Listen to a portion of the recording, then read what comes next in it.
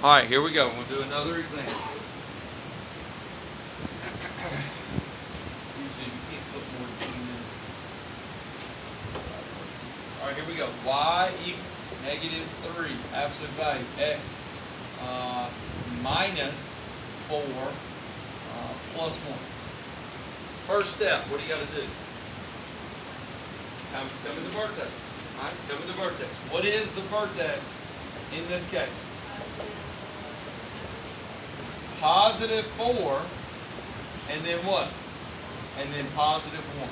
Raise your hand if you have no idea how I got +4 and +1. All right. You understand that this is going to give us our x value? Our rule, because our rule is x minus h, that means we have to do the opposite. What is the opposite of -4? Positive. In our rule, it says plus k. That's going to give our y value, so we do the same. So what is +1?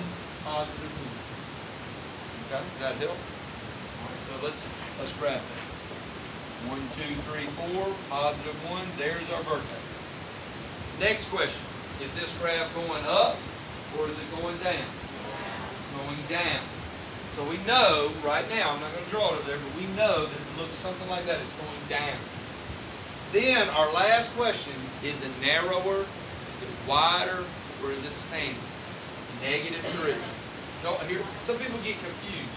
Once you do the negative for the up or down, forget the negative. Just look at the 3. Is it going to be narrower, standard, or wide? It's going to be narrower. So watch. All you got to do is that right there. I will add one more requirement. I want you to put an N right there and circle it, telling me that you know that it needs to be narrow, that you're showing that it needs to be narrow. Because sometimes when you write narrow and standard, it gets real close. And if you put an N there instead of an S, then I know that you know which one it's supposed to be. Okay? Questions? Any questions? All right, let's do one more example.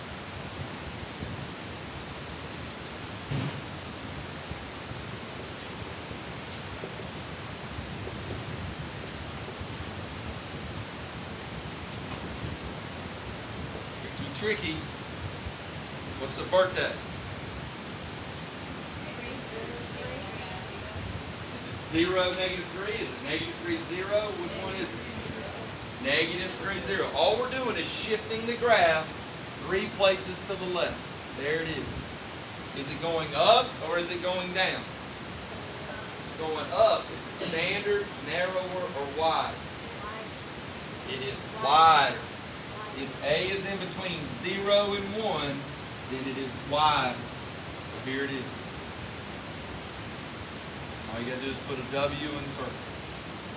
Put a W in the middle and circle. Question?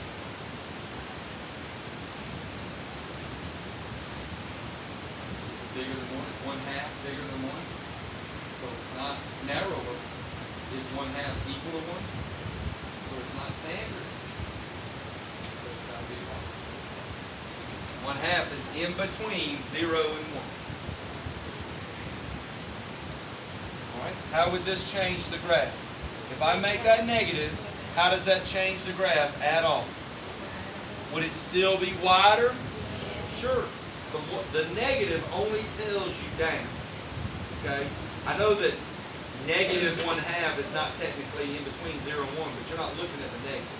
The negative just tells you, hey, it's going down. Okay? That's all you have to do. Easy. Okay? Question. All right, let's not graph this one, but I do want to talk about it. How about this one?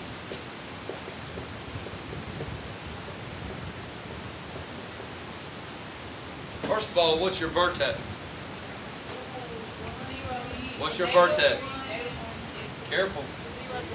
0, +3. Why is it 0? There's nothing in there. It's 0, +3. Is it going up or is it going down? It's going up. All right. Is it standard, narrower, or wider? Tricky, tricky. Y'all are saying wider, Are you telling me that 4/3 is in between 0 and 1?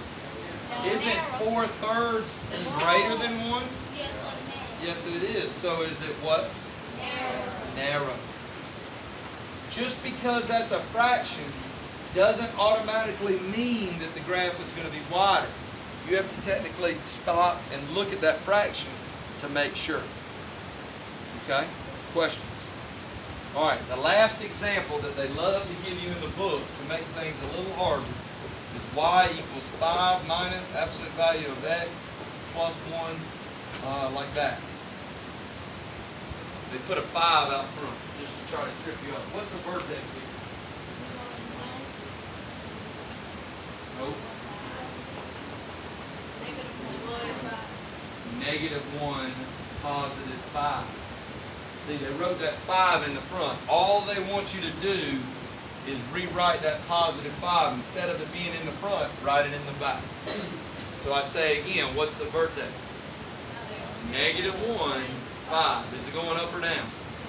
Going down. Is it standard, narrower, or wide? Standard.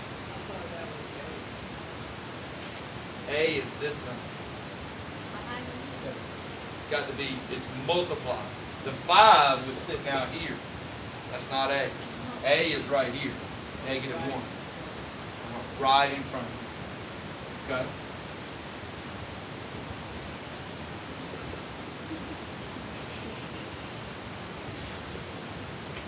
All right, grab this one now at your desk. Well, lunchtime. Go to lunch.